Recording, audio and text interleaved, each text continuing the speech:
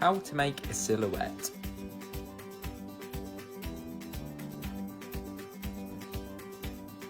What you will need: a pencil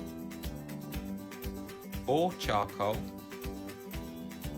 some sticky tape or glue tack, white paper, some black paint or felt tip pens, a paintbrush, and a lamp or a torch. Tape your paper onto a wall. Face the lamp onto your volunteer. Now you can draw all around their shadow.